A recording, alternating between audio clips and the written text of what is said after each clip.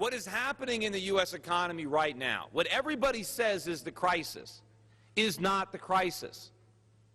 Falling real estate prices, companies going bankrupt, credit being restricted, consumers not spending as much, savings going up. None of this is the problem. All of this are the consequences of the problem. And if people are trying to solve a non-existent problem, if they're dealing with the symptoms and not the disease, they're not going to solve anything.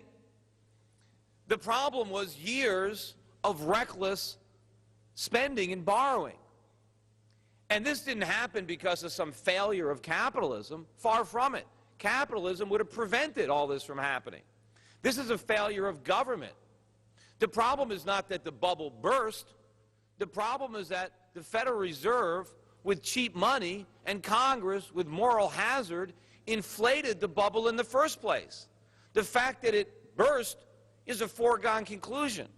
But our politicians who never understood the problems, who didn't understand the crisis, the people who were laughing at me when I tried to point it out, think if we can only get the situation back, if we can only get consumer spending, if we can only get more debt, that somehow we're going to solve this problem. We are in trouble today precisely because we borrow too much money, precisely because we consume too much. The solution is not to do more of that. If you're in a gigantic hole, how do we get out of it? By digging the hole deeper. We're not. The government wants to stimulate the economy, but they don't stimulate the economy. They don't stimulate real production. They don't stimulate capital investment. We're not producing more goods as a result of government stimulus. What they stimulate is bigger government, which stifles the economy. What they stimulate is more reckless borrowing, more consumption, more gambling. Why do we want more of that? That is why we are in trouble. You know, George Bush, he ran on this platform of change. Where's the change here? He said that if you're in a car and you're driving towards a cliff, you should change directions. I agree, we should change directions. The problem is all he did is step on the gas. We don't need more stimulus, right? We are overdosing on stimulus. The stimulus is the problem. It's not the solution. Think back to 2001, 2002, when George Bush was first elected. What happened? We had a recession. Why did we have a recession? Because the government-created stock market bubble based on cheap money of Alan Greenspan burst as soon as he got to office. And, of course, it was compounded by the events of September 11th, but the economy was going to enter a recession. Rather than allowing the free market to correct the problems in the economy that had developed during the 1990s so that we could have a lasting, sustained recovery, the government decided to stimulate. And how did they stimulate? The Fed slashed interest rates down to 1%. And we cut taxes, increased government spending, and turned a surplus into a deficit, all in the name of stimulus. And what did it get us? The biggest consumption binge in human history. We borrowed trillions and trillions of dollars from people all around the world. And what did we do with the money? We spent it all. It's gone. We built houses that we couldn't afford, and we adorned them with granite and marble and all kinds of consumer electronics. We imported all this stuff that we couldn't afford. And we had this phony economic expansion based on the accumulation of consumer debt and rising asset prices. Well, why did all this happen? It didn't happen because of the free market. It happened because of the government. How is it that we could borrow so much money? Did the free market put interest rates at 1%? No. It was the Federal Reserve that did that. If the market was setting interest rates, they would have been much higher. And what would higher interest rates have done? They would have discouraged borrowing. They would have kept home prices in check. They would have rewarded people for saving their money. So we would have had more savings. We would have had less borrowing. But the government didn't want that. They wanted phony growth so they can get reelected. So they chose to stimulate. And what did the government do? They created all these moral hazards. You know, they're blaming everything on greed. You know, everybody is greedy. I'm greedy. Everyone in this room is greedy. Greed has been here for hundreds of years. Why did this crisis happen now? Why all of a sudden is the greed such a problem? The government wants you to think it's because of sudden deregulation. That's all ridiculous. There was no deregulation. What happened was, or the only deregulation there was, is the deregulation of the free market. It was government manipulation that created the moral hazards that prevented the free market from checking greed. Because greed is always counterbalanced by fear. Everybody who came into this auditorium had to walk through a casino. Why don't you just gamble all of your money there? Why don't you just put down your life savings? After all, you might make a lot of money. Don't you want a lot of money? Don't you want to win big? Why not put it all on black and spin the wheel? Well, the reason you don't do that is because you don't want to lose. Well, if the government told you you couldn't lose, if the government said, well, the losses will be on the taxpayer, we'd all be at the casino right now. There'd be no one listening to me. So it's no surprise that when the government says to lenders, make mortgages to anybody, because the government guarantees it. Right? Is it any surprise when the government guarantees student loans? Don't worry. Don't worry how much they borrow. Don't worry how overpriced the tuitions are, because if the student doesn't pay it back, the government will. You know, once the government is in there, you know, there's a moral hazard. The free market is not allowed to operate. It's short-circuited. And you can't have capitalism without market forces. It doesn't work. Just like you can't have capitalism without failure. You need risk. Companies that are doing it wrong, companies that are losing money, have to fail. We can't prop them up. You know, when a company is losing money, it means that it is not effectively allocating resources. It's taking land, labor, and capital, combining them, and then losing money. We want to put an end to that. We want to bankrupt those companies and free up their resources to somebody else who could do a better job. But what does the government want to do when they see a company that's gone bankrupt? They want to prop it up. They want to keep it in business at the taxpayer expense. And so they save a few jobs that are obviously we don't want, because we'd rather reallocate that labor, and in the process they destroy more productive jobs, because in order to prop up these money-losing companies, the government needs revenue. Because the government doesn't have any money. If the government's going to bail out General Motors, where's it going to get the money? It's got to take it from some other company that isn't failing. So we have a kind of reverse Darwinism, an anti-capitalism, where you have the survival of the unfittest. The more you screw up, the bigger your losses, the more money you get from the government. So what are these perverse incentives? Lose money and get rewarded. Make money and get taxed. You know, we cannot run an economy like this. But unfortunately, the government has been able to blame these problems on a lack of regulation. Just like they were able to blame the Great Depression on Herbert Hoover's, you know, staunch belief in free market capitalism and his failure to intervene. This is all revisionist nonsense. The Great Depression was created because Hoover and Roosevelt didn't allow the free market to work. They tried their own versions of bailouts and stimuluses, and so we had a Great Depression. We ultimately got out of it, not because of Roosevelt, but despite Roosevelt. And not because of the Second World War, but despite the Second World War. And the fact of the matter is, the government is now in danger of creating an even worse depression than the one they created in the 1930s. And I think the reason that this depression could be worse and will be an inflationary depression, unlike the one our grandparents had, is because the fundamentals of the economy are even worse. And the government is already enormous. When Roosevelt expanded government, he started with a tiny government. He might have doubled his size, but it was still relatively small compared to the real industrial parts of our economy. Today, the government is already huge, and now it's just becoming off the charts. It's becoming enormous.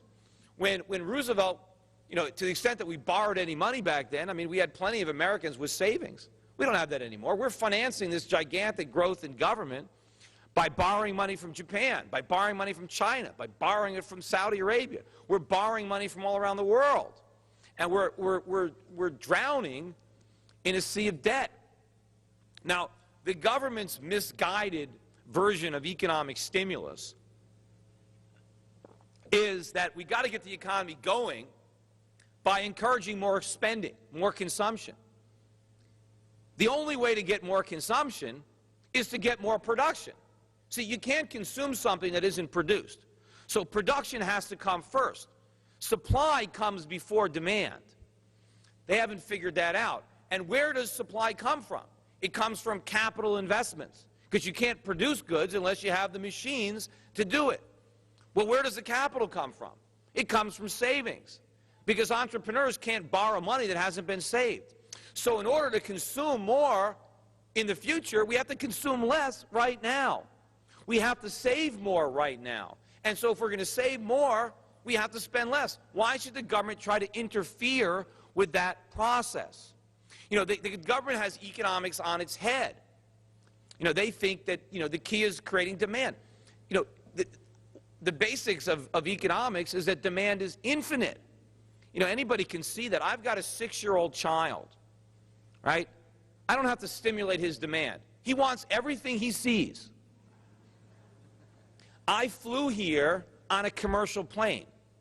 I would have preferred to fly here in my own private jet, right? Why don't I have one?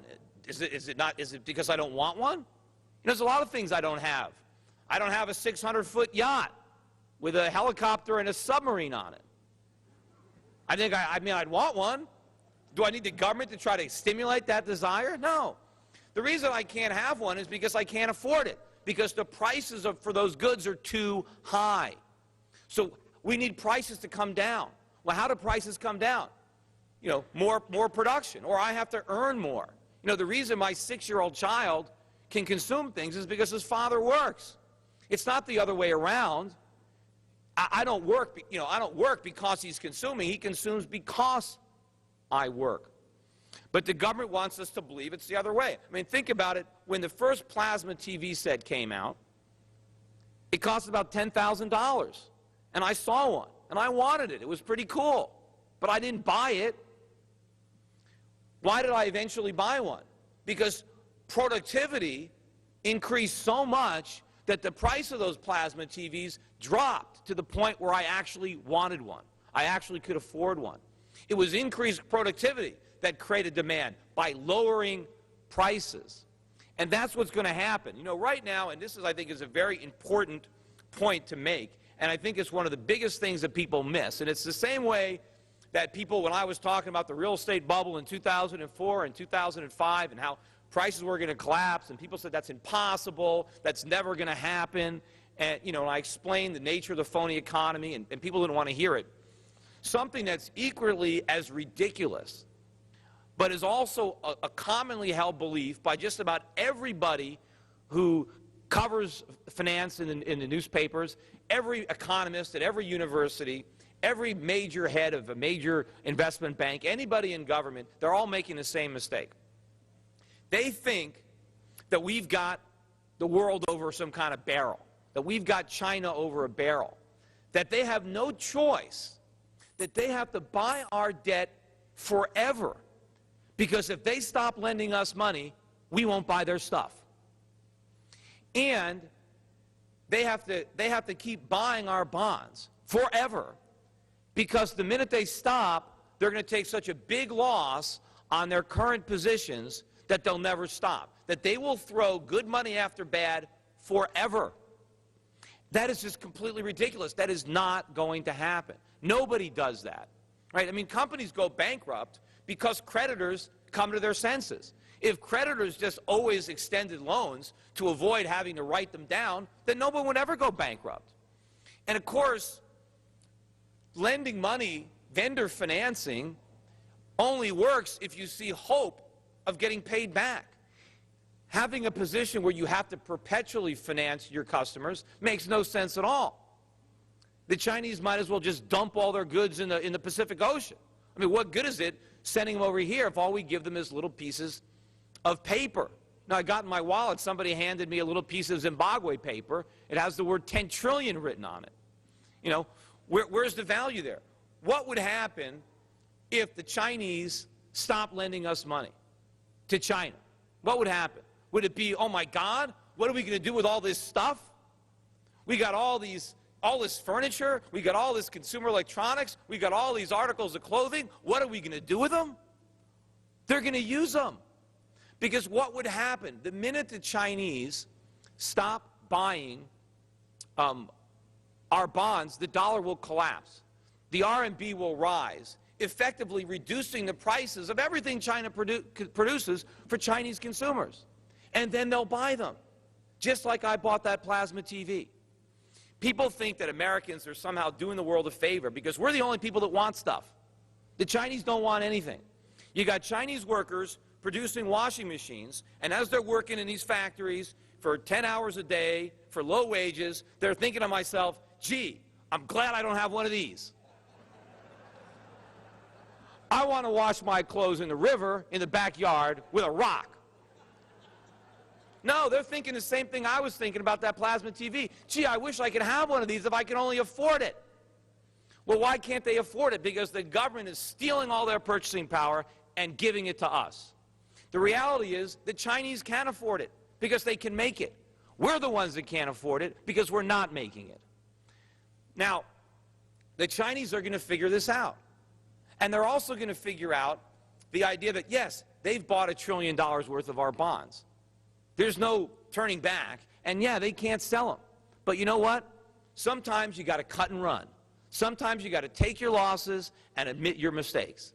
Because why make them bigger? Think about the size of our deficit right now. We're talking about close to a $2 trillion deficit, which I'm sure is going to be more, because they're already talking about a second stimulus, which really is a third stimulus, because the first one happened under Bush.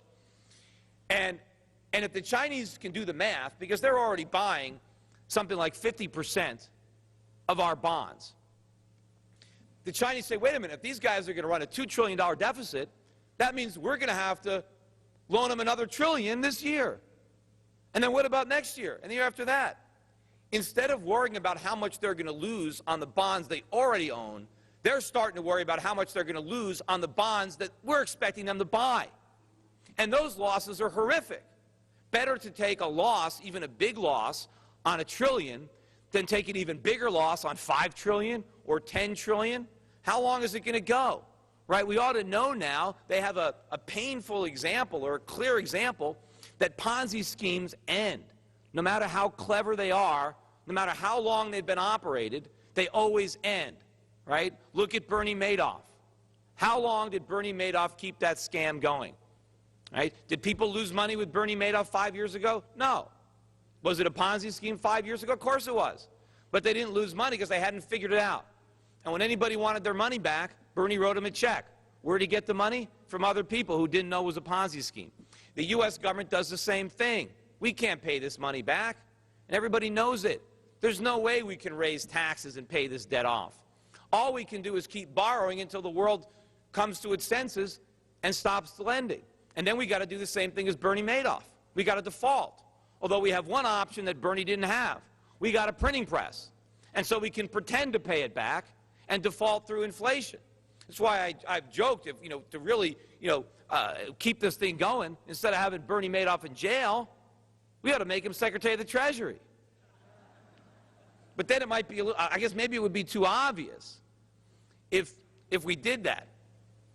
But, so this is going to end. Just like lenders eventually stopped loaning money to people who couldn't pay it back, just like real estate prices didn't go on forever, this dynamic between between China or other countries for that matter too, and America will not go on forever. We're not going to continue to consume what other people produce, and we're not going to continue to borrow what other people save, especially since the borrowed money is going to consumption. When you borrow money to consume, you can't pay it back. How are you going to pay it back? You don't have an asset. Borrowing is for businesses. It's for entrepreneurs. It's to accumulate capital. Why? Number one, society benefits from that. But number two, when you borrow money and you get a capital asset, you can pay back the loan because the capital asset generates an income. The income pays back the debt. The income pays the interest. When you borrow money to spend it, what do you have? You got nothing.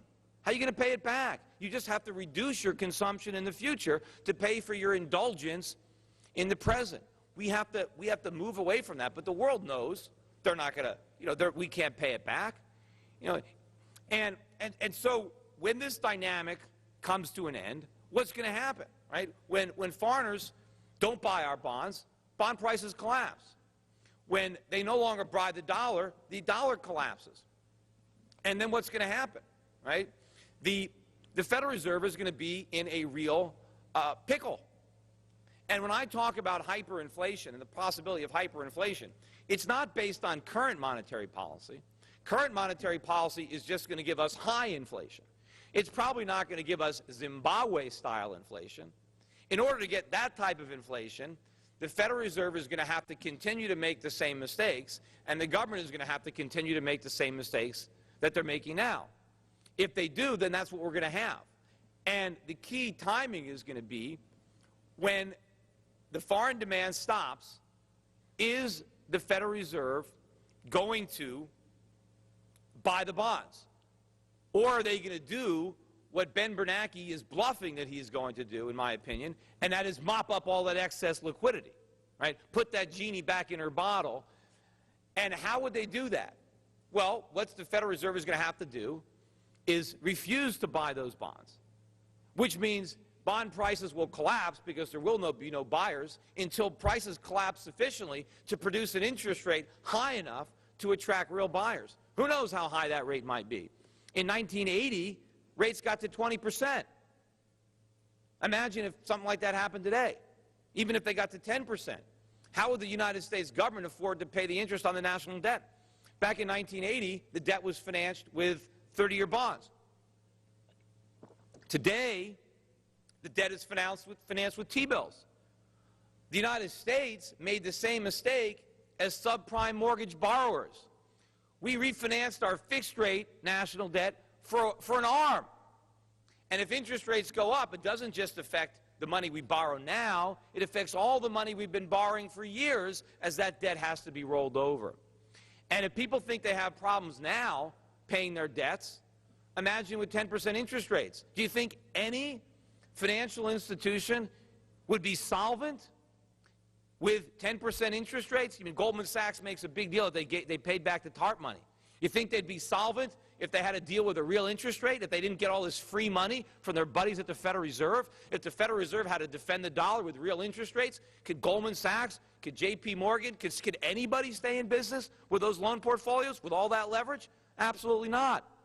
What would happen to home prices if mortgages were double-digit? Right? I mean, so is the government going to administer all of that tough medicine? Well, they're going to have to avoid massive inflation or hyperinflation. They're going to have to do it. And the problem is, if they won't administer that medicine today, why should we believe they'll do it in the future when it's going to taste a whole lot worse? So there is a real risk that this is going to happen. And this has dramatic implications on us as Americans, as us as investors. Because as this situation gets worse, right, the economy, if you think the economy is bad now, right, wait a few more years, we are just getting started, right? This is the overture. We haven't even heard the opera. There is no fat lady even in the theater at this point. It is going to get a lot worse, and we're going to lose a lot more of our freedoms because the government, every time they make this situation worse, they claim that the solution is more government. It's always more government. It's always that the stimulus wasn't big enough. We just need more of it. Or, oh, the problems were worse than we thought because of too much capitalism. We just need even more government. We just need more central planning. And then we'll solve all the problems. And, of course, as the problems get worse, and ultimately a lot of the temporary forces that have been keeping consumer prices down are overwhelmed by the inflationary forces that are going to cause them to go through the roof, how is our government likely to react to surging food prices and surging energy prices?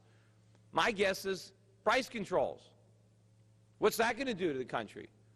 How's it going to be when there's shortages of basic necessities? What's going to happen when people are buying things on the black market using who knows what? And in addition to losing our economic freedoms, people are going to lose, their financial freedom because they're going to lose any plans they had of retirement. You know, when Barack Obama talks about the fact that his massive government expansion isn't going to cost average Americans anything, it's only going to be paid for by the rich, that's all a sham. They're not raising taxes on the rich nearly enough. In fact, they're barely raising them on the rich. And in fact, there's not as many rich people left to tax. And the more they tax them, the fewer there's going to be. But the problem is you have this huge growth of government. It has to be paid for. And even if we succeed in borrowing the money from the Chinese for a while, theoretically we have to pay it back. So we have to raise taxes in the future by an even larger amount than we would have raised them today. But again, I don't see that as a realistic political possibility. They're going to print money. They're going to print all this money to pay for all this government. But that doesn't mean it's free. That doesn't mean that the average American gets all this government for nothing. No. When the government prints money, they rob every American citizen of his purchasing power. It hurts most people who are retired and who are living off their accumulated, saved purchasing power. But they tax every American wage earner whose wages are constantly being debased.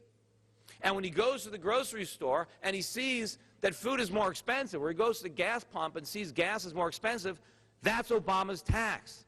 That's the consequences. That's how he's paying for all this government. And I said the big problem is our economy is so malinvested after years and years of reliance on cheap money and excess consumer spending. We've got an economy that doesn't work. We've got an economy that's unsustainable because in order to sustain it, we have to rely on this dynamic where the world lends and produces, and we borrow and consume indefinitely. And we know from the housing bubble or Bernie Madoff that nothing that is unsustainable will go on forever. So we desperately need to allow free market forces back into this economy to make it more efficient, to make it more productive, so that we can have real recovery. We can. I mean, we could be a very prosperous nation again, but it's never going to happen if we abandon every single principle that led to that prosperity in the first place. If we're going to try to recreate prosperity based on government allocation of resources, based on politics instead of market forces, instead of the Adam Smith invisible hand, if we're going to use the heavy hand of the state to try to figure out what companies need capital, we will never get out of this hole. We will just continuously dig deeper and deeper until it's so deep that there's no way out. You know, if you look at how ridiculous a lot of this is, when we sent Hillary Clinton to China as Secretary of the Treasury, and she's there, and we're sending our embassies to China all the time because, it's like a Wall Street, dog and pony show, and they're slapping all this lipstick on a pig, and they're trying to get our creditors to keep buying our debt. And, when she goes over there, it's the same old nonsense. You got no choice. We're all in this together. You've got to lend us all this money. You've got to buy all these bonds, because if you don't buy them, then, we're not going to buy your stuff. So what you got to do is tax your citizens and take their money away from them and give it to us so that we can lend it to our citizens so they can use that money to buy the goods that your citizens produced. Now, what kind of crazy policy is that? I mean, if anyone has read that book, a book, Tom Sawyer, by Mark Twain, and there's a passage in there where, he convinces where Tom Sawyer convinces all of his friends to do his chores, to whitewash his fence. And not only does he get them to do it, but he gets them to pay for the privilege. Well, little did Samuel Clemens know when he wrote that little passage that it would one day form the basis of the global economy. But we've conned them, and I think what the Chinese are going to decide, I think they've already decided this, is that, wait a minute, Clinton's approach doesn't really make sense for China. China has a better approach. Why not leave the purchasing power with the Chinese citizens? That way they have their jobs and their stuff, right? Because the only reason we work, politicians make believe that we all want to work. I don't know about you. I'd prefer not to have to work. Most people don't want to work, right? If given the choice of collecting the same paycheck and not showing up, most people wouldn't clock in. So we work because we want things. We want the productivity associated with that labor. Well, right now the Chinese don't get that. They get the work and we get the productivity. We did that for a while in the United States. It was called slavery. And it wasn't that good deal for the slaves. When they were freed, oh, fine.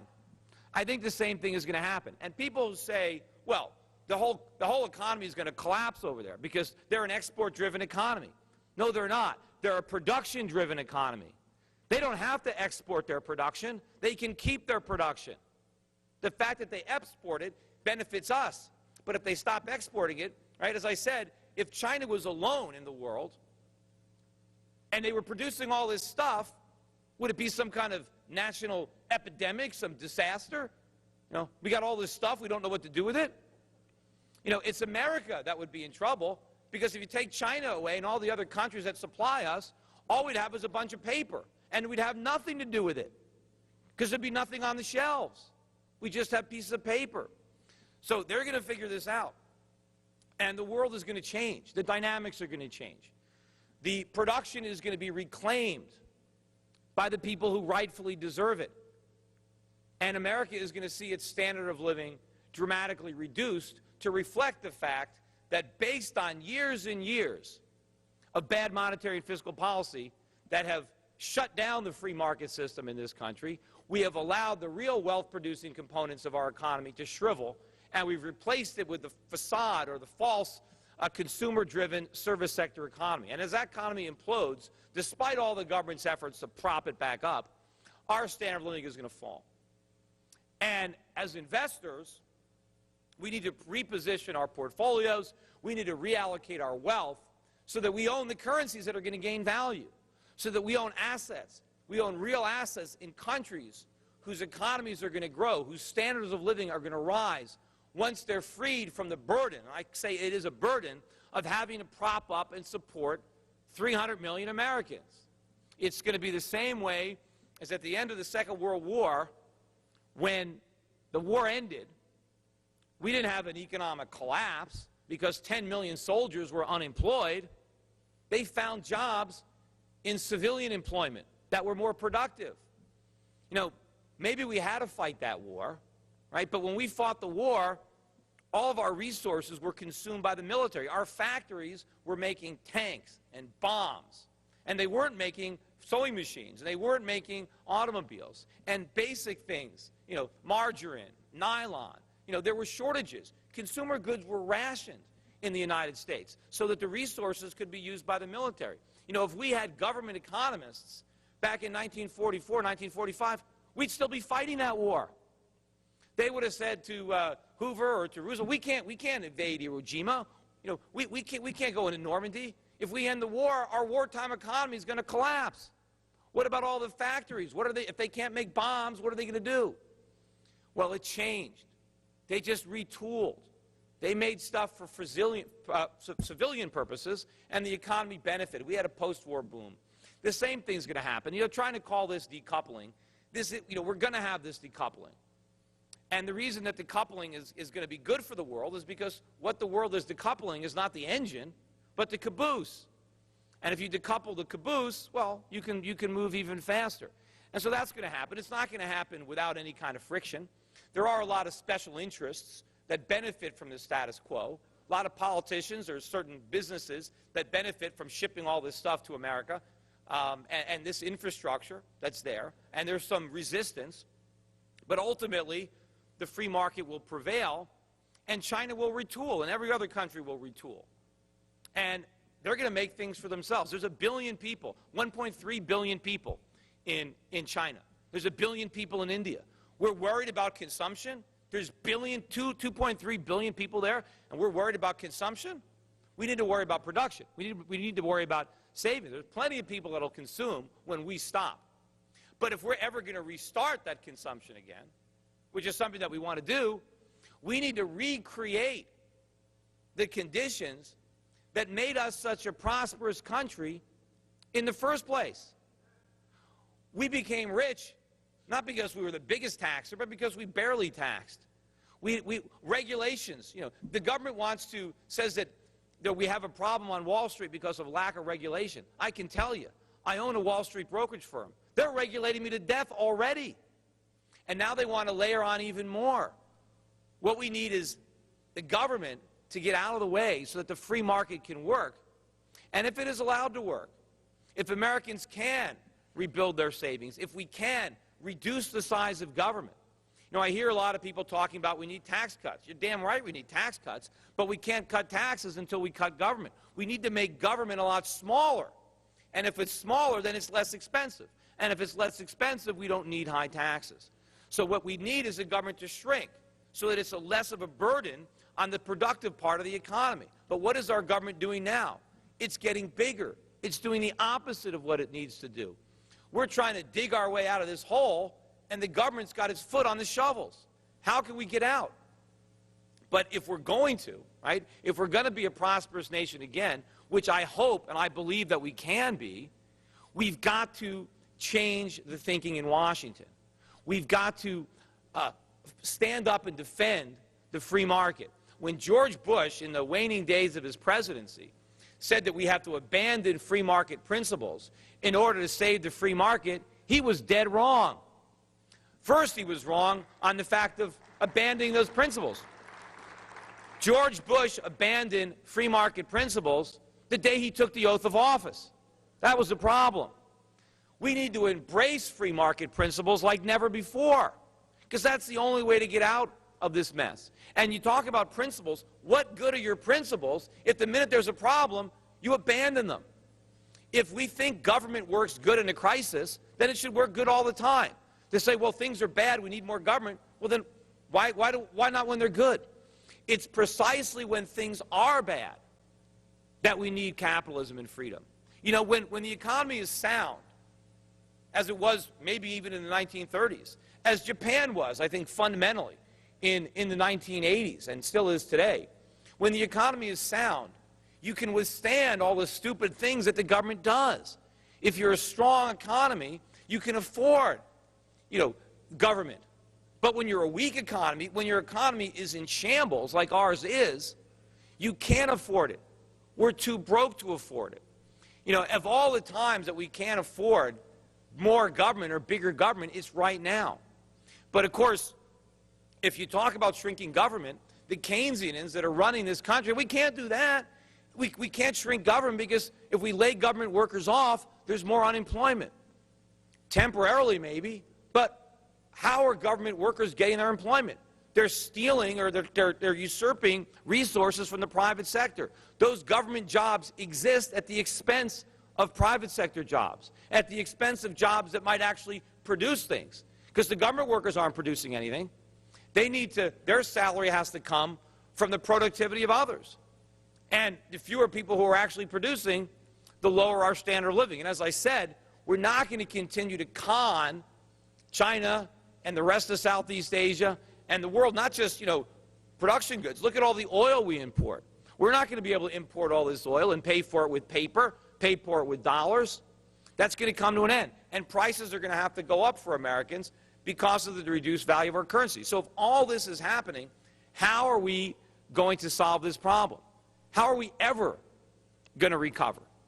The answer is we're not until we change. That's why I said at the beginning that, you know, the fat lady isn't even here yet, because we're still digging the ditch deeper. We're still trying to stimulate. We're still making the problem worse. And we're not going to solve the problem until we identify it. And then once we identify it, we have to take proper action. And that action is rolling back all the government, ending the bailouts, ending the stimulus, letting companies fail, letting people lose money, holding people responsible for their bad decisions and their irrational investments, and allowing free market forces to restore the prosperity that our government stole from us. Thank you.